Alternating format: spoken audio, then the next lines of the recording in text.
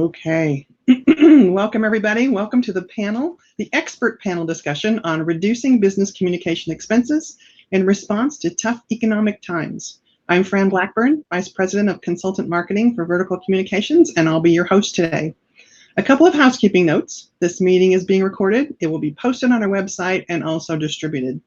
Questions are welcome. Please enter them on the left side of the screen in the chat box. That's the lower left. And if there's something that you hear that you're interested in today, you're welcome to reach out to Vertical. We can help you get in touch with these expert panelists and help you find a solution. You can contact us at vmarketing@vertical.com or call 614-965-6500. I'm excited to introduce our panelists. They are Denise Monroe, Principal Consultant, CRG Telecom; Melissa Swartz, President and Founder of Swartz Consulting; and Ken Kravitz, President and Senior Consultant, Telecom 611. Welcome, everybody, and let's get started with our questions. So, Denise, let's start with you. Can you provide an example of when you've worked with a customer to provide savings? What were the costs, and what was the highest impact?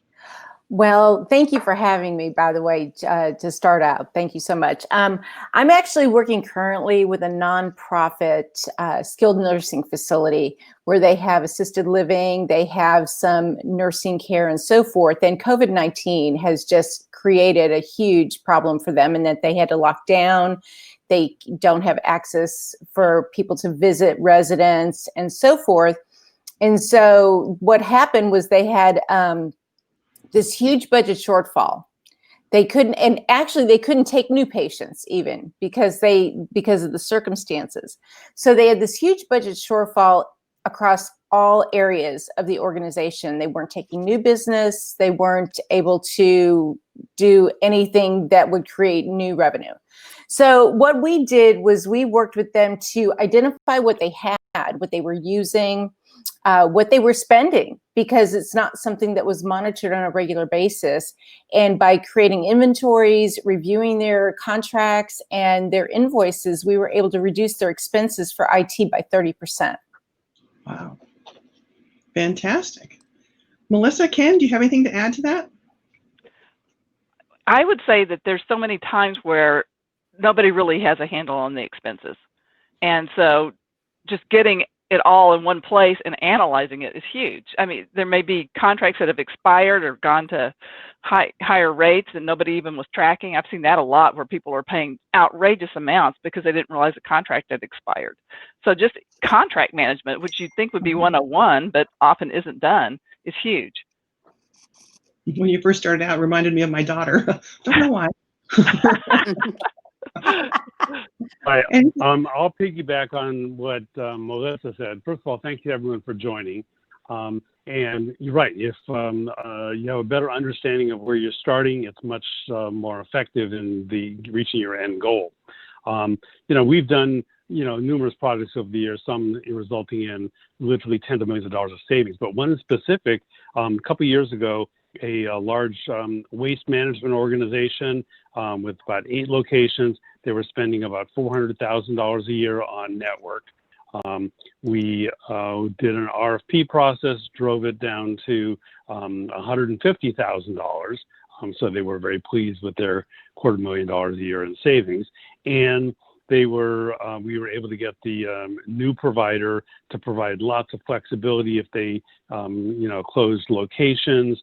They even gave some signing bonuses to offset some termination penalties. So, because the process allowed us to drive towards the goal, it was very successful.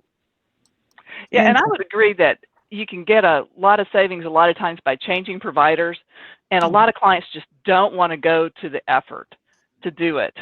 So I don't think you get as much savings if you aren't truly committed to the change. If you're just out there fishing and trying to lower the rate, it's a tactic and it will work. But if you're really committed to stepping away, then I think you end up with better results.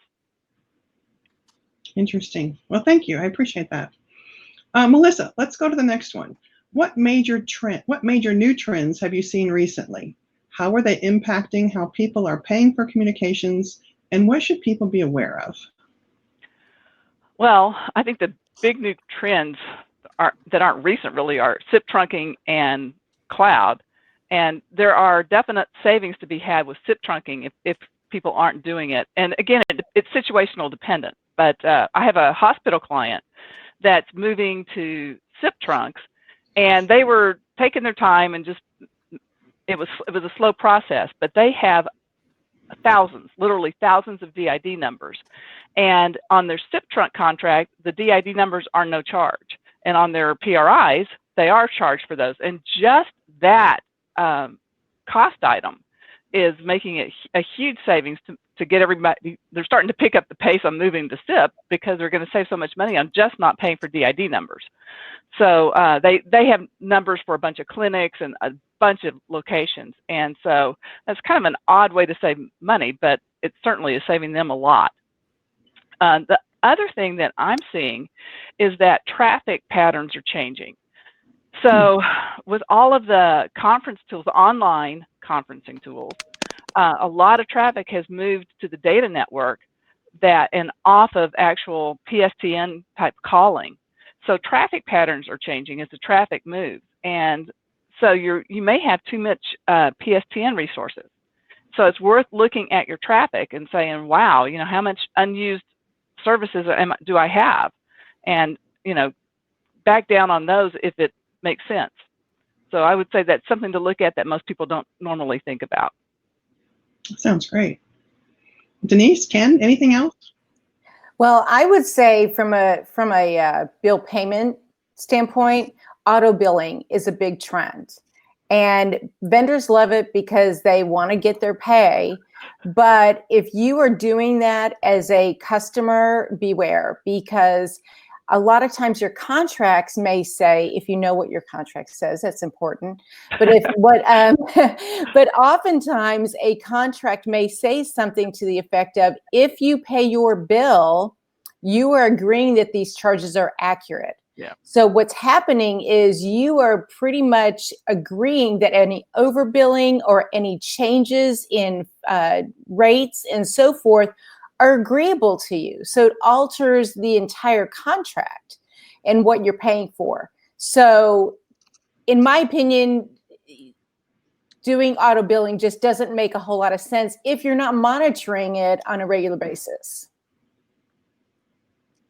I would agree with Denise that we find more and more clients are moving to ACH, automatic clearinghouse payments, where they can receive an invoice, approve it, and then trigger payment. It's an automated process, but you have control, versus an auto pay where you just pay your bill, and as they said, you may find yourself stuck because you've already paid it, and getting the money back is quite a challenge. The trend, I see the same trends. People are using data networks a lot more. Voice, although it obviously still has a major place, it is not necessarily the driver anymore, especially for costs.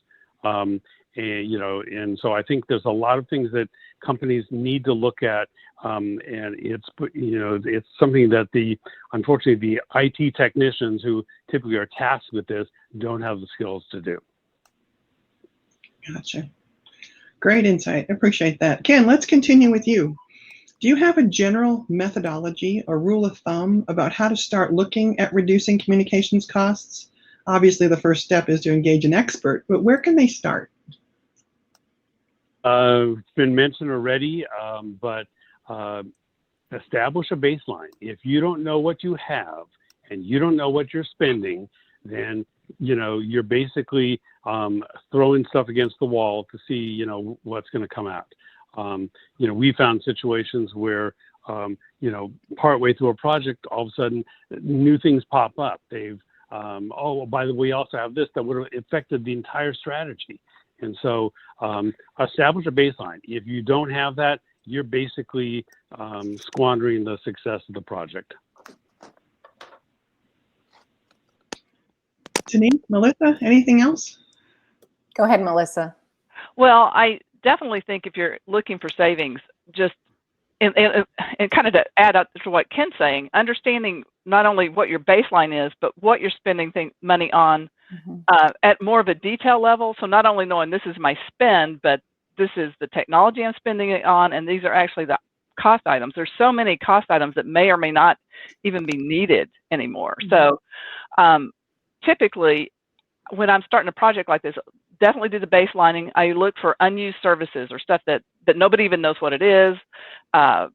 So some of the low-hanging fruit is just trimming stuff off that people have forgotten over the years they're even paying for. So that's a big one. And then to your point, Ken, about negotiating contracts, are there other technologies or providers out there that are a better fit now, you know, from a cost perspective and maybe even from a technology perspective? So those are big things I look at. No, it's interesting. It's not just technology. It's all your home expenses. Now the age that we're in, I'm thinking, oh my gosh, what else can I do? Yeah, really good points.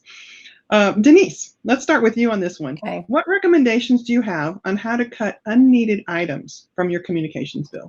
Well, echoing what Ken and Melissa said, having an inventory of your services is crucial. It really is, because you can't manage what you can't see. So I have clients every day that say, well, I'm paying this bill or that bill or this bill. What are they for? So yeah, starting with identifying what those services are and then testing them. Hey, does this service even exist anymore? Where does this line ring to? Do we have more phones on my cloud solution sitting in my closet? Those are the kinds of things to really look at. And then the other thing I would say is educate yourself or engage an expert on newer technologies that may improve your service and provide you some cost efficiencies. For example, I have a client right now that's on an old MPLS network, and they are getting close to the expiration of that contract. And when I came to them and said, well, we should look at another option, they said, well, Networking 101 states that. Thank you. I appreciate that. In fact, you might want to repeat the last part. We had a little bit of Sure. feedback. So with their MPLS solution, we recommended they look at some other options for essentially doing the same thing and probably improving their service. And they could save, 2/3 of what they're spending today. Wow. That's amazing. I'd like to do that. Anybody else on that one?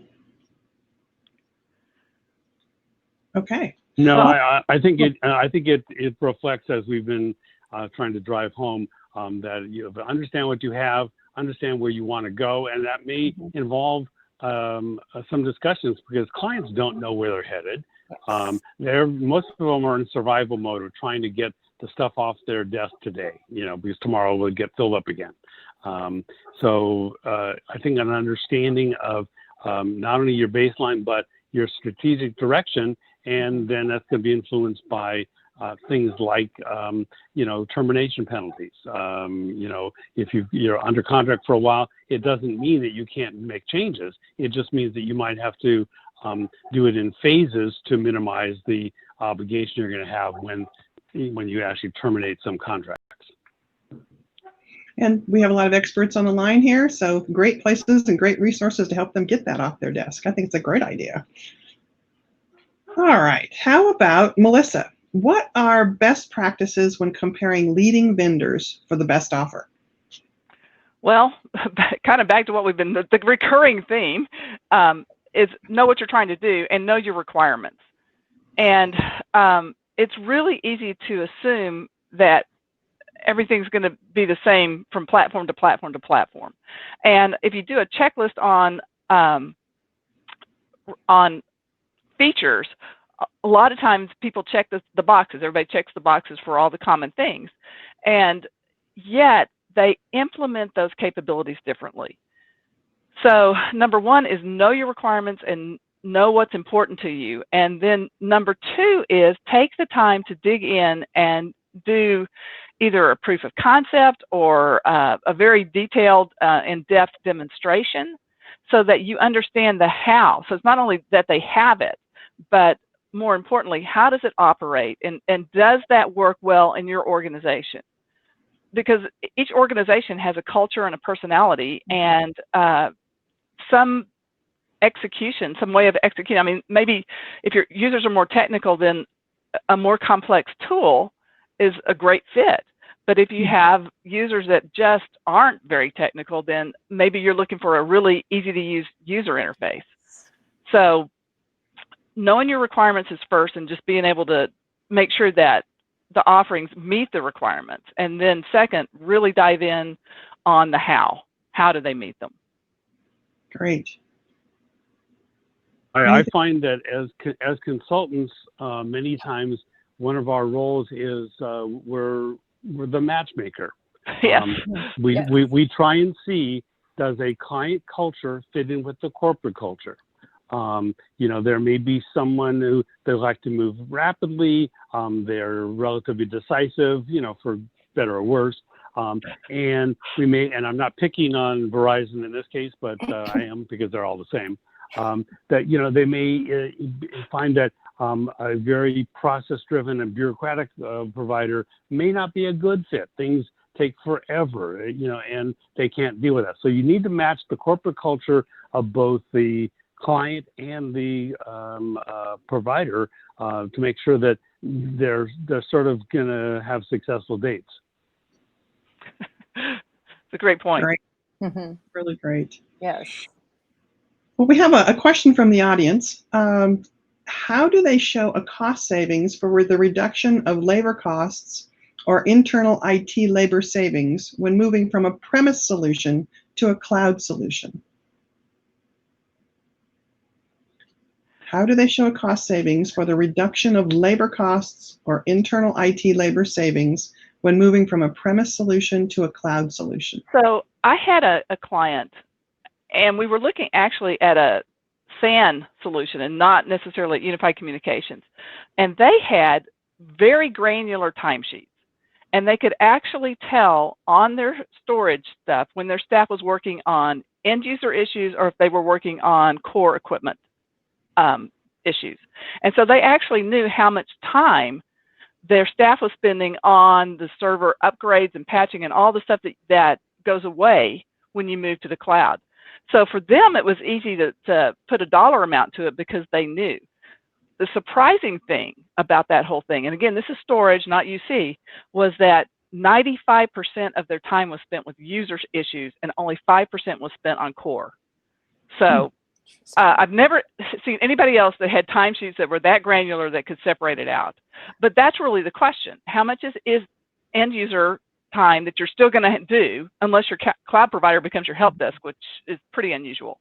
So assuming that you're still going to have to talk to your users and interface with them, what amount of time do you actually spend on the core equipment and, you know, patches, upgrades, you know, all of that kind of thing.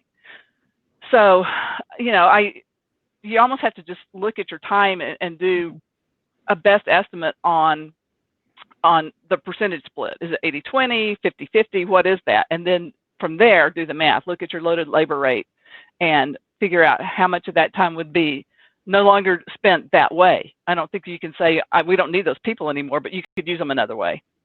So that's how I would approach it. Okay. And in the reverse of that, actually, I have a client looking at that exact issue right now, but in the reverse, they feel like they're spending too much with their MSP provider. And they have one gentleman who is running the day-to-day operations of their IT organization. And they're looking at whether or not they can reduce costs or their spend with their MSP provider by hiring more people. And the truth of the matter is, it's exactly what Melissa said. What is that provider doing for you? And what we're finding is it's their help. Their MSP is their help desk. So with that, it doesn't necessarily make sense to hire people and cut back on the MSP because there are still going to be services that they're going to need for that MSP to provide. So it really does depend on what the scope is. Good point. Good point. Okay, ready for our next one?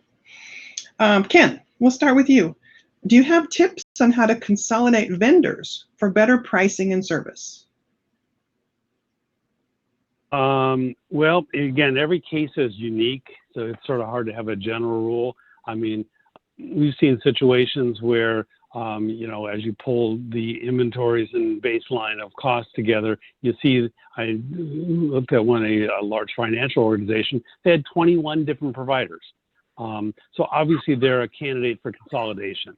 Now, you know, you can look at you know, where's the bulk of the agreements with, therefore maybe they should be the primary ones. And if you have, you know, 1 or 2 circuits with someone, maybe they're a candidate to get dropped.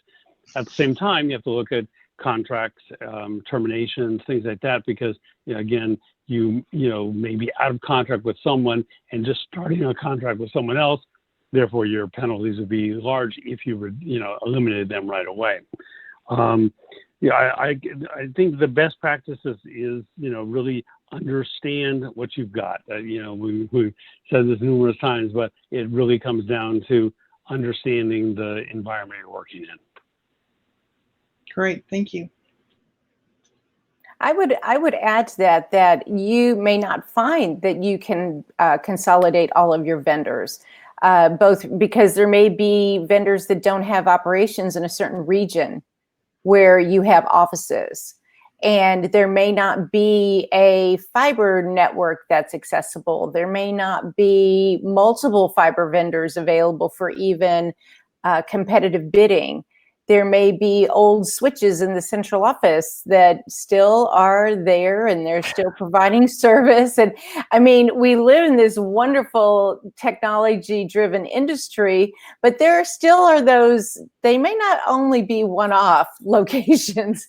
I've got a client in rural Michigan that is actually has more vendors than they can count almost, because in each LATA, they only have certain providers available. Yeah, it's a real problem in the rural areas. Mm-hmm. And I have several clients in areas where they just can't port numbers.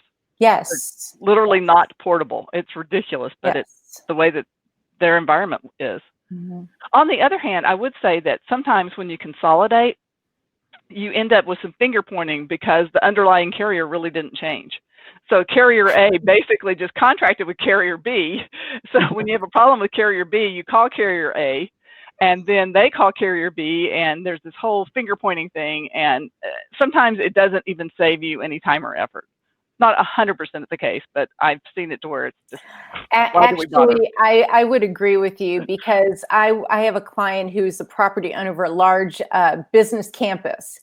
And we worked very diligently with them to identify 3 providers that they would allow to build into the property. You know, the manholes, the conduit pathways, all of that. And they have a 9-building campus, and they narrowed it down to 3 different vendors, all marquee tier 1 providers. And 9 times out of 10, tenants are ordering from these third tier or rebillers or whatever to get the best price. So but they're just being resold these tier 1 provider services. Yeah, you can't escape the last mile. You cannot. Good thing you guys are. Go ahead. There's one thing that actually Dick Keene, one of our founders of the SCTC, he used to say that, you know, and this is related to more to switch long distance in that era, but it was put a third of your traffic on one carrier, a third of your traffic on another carrier, and leave a third uncommitted. So when someone's doing well, you move more traffic to them. And when someone's doing poorly, you take traffic away. I can tell you that when you start taking traffic away, whether it be circuits, whether it be voice, whatever you're doing, that gets your incumbent's attention. And you know, everyone's good at marketing today, but the reality is that when they see their revenue be reduced because you took circuits away, you'll get some attention. So that was just a tip that came from Dick Keene. You guys have to be detail oriented. Yes. Wow. We have another question that's come in. I recently learned there are different software licenses with Microsoft 365. For example, E1 versus E5. Do you know how to help clients save money based on their license count or changing the type of license they buy? Do you understand Microsoft licensing? The question is, does anyone understand Microsoft licensing? There's your first step. Yes, exactly. But the point is to match the level of the license with the needs of the user. Yes, absolutely. Right. I mean, an E5 gives you, everything, under the sun, but you pay a price for it. So that may be a very big advantage to someone if they're utilizing those tools. However, I see a lot of clients buying E3s because they don't need some of the other features that are included with a larger E5. So, again, if you understand your goals, you're better equipped to evaluate your options. Right. I would definitely fit the use case to the license. Right. We have found that there are times you can pull reports on whether people have logged in and things like that, what they're actually using on their license. And we have right-sized the license to the user in many cases. And I have a client where they put pretty much everybody on E5 licenses, but it had to do more with document discovery. So with the E5 licensing, they're a public utility, and so they get freedom of information requests, and they're always trying to chase down all this information. And so the E5 licensing actually gave them some security and document management capabilities. So again, understand your strategy, because you don't want to take users off of that license if they need it for something underlying like security or document management. So. Right. Makes sense. And actually, that brings up a very good point that we really haven't addressed. We're talking mainly about cost savings. However, a lot of industries have various levels of compliance. And, compliance is a big deal.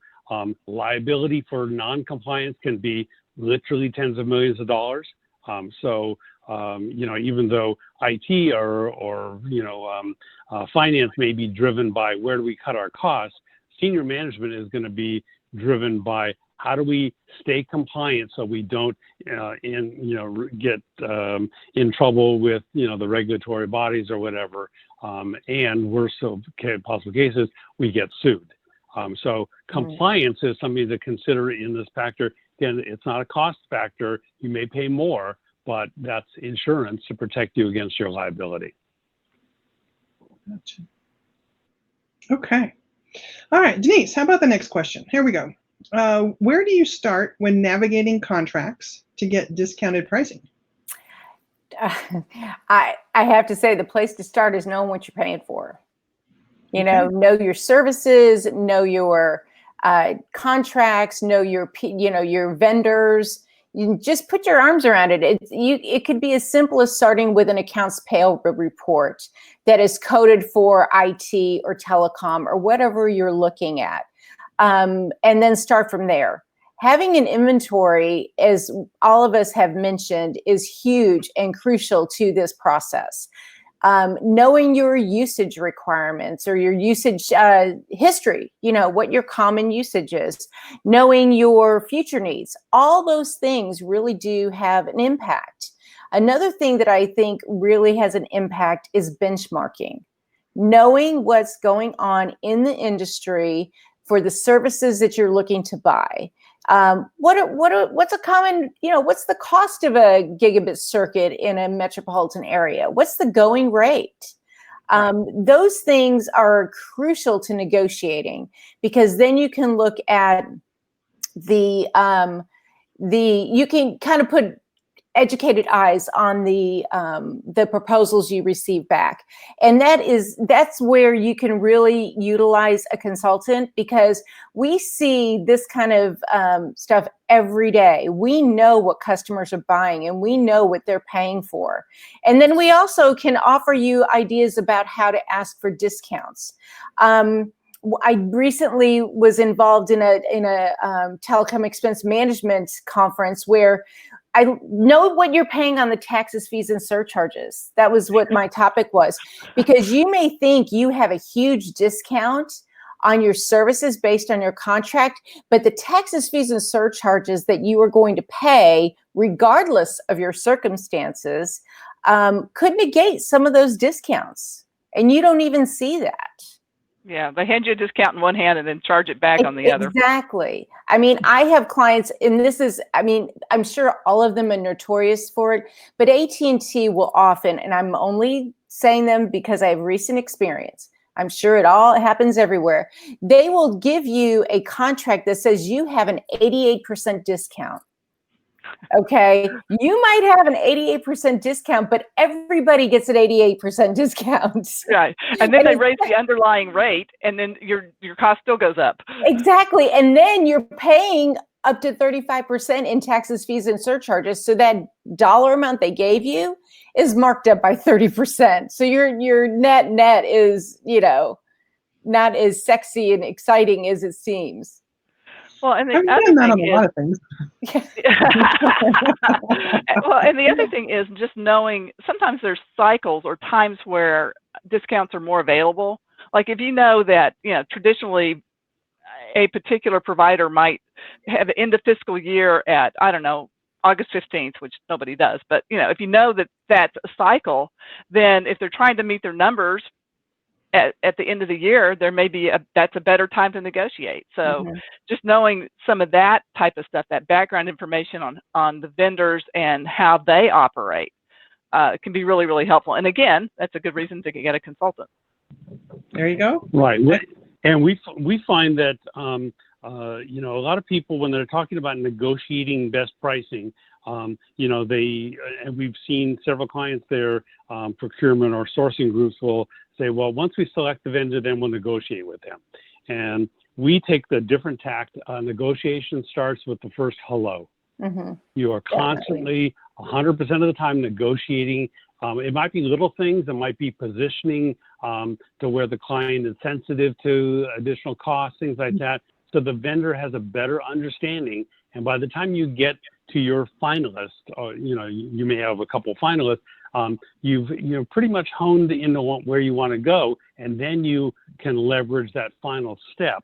But it's an ongoing process. Negotiation is not a, you know, we've had people try and hire us say, can you come in and negotiate this contract at the point where they've already selected someone? And I said, well, we can, but you just gave away 90% of your leverage. Yes. Right. Yeah, good point. Good point. All right, Melissa, along the same lines, but a little bit different approach. When cutting costs, is there any danger of going too far? And what are the risks? Definitely. Definitely there is. So you've got to make sure that when you're cutting costs, that you don't cut into the ability to provision services. And so we were talking earlier about traffic moving to the data network, and you can back down maybe the number of services you have for your PSTN services.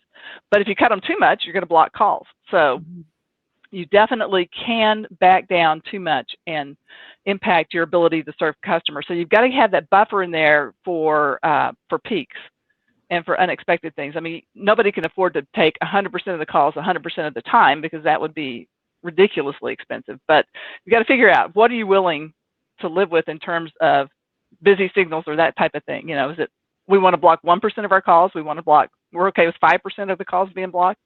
So the same thing is true on the data network side in terms of bandwidth, you know, being able to handle day-to-day traffic versus the ability to burst. So how do you size that network? So definitely you can cut back too much and really impact the business's ability to execute. Great. Any other comments on that one? Agreement? Definitely. No, I mean, right. I think Melissa's correct that you know, you want your provider to make money, at least enough to be able to stay in business and provide the services to you. And so there's a fine line between you know, how much can I get versus are they you know, going to an extreme that at the end of the day might jeopardize the service level. Well, and that's true even when you're negotiating for like a cloud solution or even a new phone system. The vendor has to have enough money in the deal to make money, and otherwise you are going to, every time you say, can you change this feature on this phone, you're going to get billed for it. Right. because they just literally, the project can't support anything because they've cut it too lean. So yeah, that's a problem. Yeah. Okay. Well, we have one last formal question, and if anybody else wants to put questions in the chat, you're welcome to do that. We'll have a few minutes to cover what comes in. And so this one goes to Ken. What do you need to know if you decide to hire an expert? Are there some standard payment models, and what should you look for? Well, to hire an expert, you need to understand your goals, because again, there are various types of experts, and people claim need to be experts, and so you need to sort of know how to fit in. An example: one time we had a large national retailer as a client, and they brought in a new CEO who felt that he'd be better served by bringing in, I believe it was IBM, and they came in at a much higher cost and suggested that all these 600 locations be converted from PSTN to VoIP, and they fixed a 10% savings. And we asked, because we had worked with them for years, we understood the billing. There's no savings there, and so they said, no, the industry standard is 10%. So is your expert really an expert, or are they using some academic generic solutions to solve the problem? We also find that there are, and we don't run into this very often, but on occasion, someone will be saying, well, I can get that from, XYZ provider for free. Well, they may be agents or resellers, and therefore they don't charge a consulting fee. But there's a lot of considerations in that as well. They may not have the same incentive. Their compensation is driven by what they sell as opposed to the service they provide. Sometimes they can be excellent. I'm not saying that agents are a negative, but you need to know how it fits. So in our case, for example, it's all fixed fee or project-based, hourly-based, things of that nature. Contingencies are something we very rarely do. It just doesn't fit into the model we work with as much as it might for others. But again, you need to have an understanding of what the corporate goal is before you can figure out what are you going to hire to solve that problem. Gotcha. So I think you need to, when you're looking at expense management consultants, you typically have two costs or two pricing models, I guess. One is, like Ken says, a fixed fee or project-based type of model, and the other is a percentage of the savings. Mm-hmm. So the consultant gets a percentage of the savings that they find. And that can be great. It can be a win-win for everybody. But on the other hand, the consultant is incented to really cut things back, and do they cut back too far? I have come in after some of those people and had a client say, we couldn't get calls because they told us we could cut back to this point and we couldn't. So I'm not saying that it's a horrible model. It's just got some issues that you need to look at. And, from the consulting side, from our side, we may find savings that then the client doesn't want to implement. And so then we can't make as much money off the project. So there is, that model has a little bit more, you need to be careful about your contract in that model, I guess, is the best way to say that. And I would also echo what Ken says. I had a hospital client where a large nationally recognized consulting firm came in and went to the executive committee and said, we can, your IT budget's $600,000 a year too high. And IT was like, really? And the executive said, yeah, you got to cut it. And they did not even know what the spend was. They were just using a benchmark. And so they had gone to the executives and set the expectation that they were going to save that much money without even knowing what they had, how they were using it, what their network looked like, anything. And then when it came down to negotiating some of the stuff, especially on the voice and voice and data networks, the consultant was no help whatsoever, and they ended up calling us in and paying us to do the work that consultant couldn't do because they didn't have the expertise. So beware. I think a lot of it has to do with relationship too. I think finding a good fit with an expert is really important. As a consultant, I often will look to see if there's a fit, if there's a good relationship with regard to what the vision of the project might be, what the vision of the organization is, and see if it's a good fit. I have found that most clients want they want to be creative, and they want to have everything, and they want to do all these amazing things. Well, sometimes that comes at a price. I mean, definitely. And then on the other side of that, you want to make sure that the consultant can listen and respond to you in a way that really does line up with your culture and those kinds of things. Fantastic.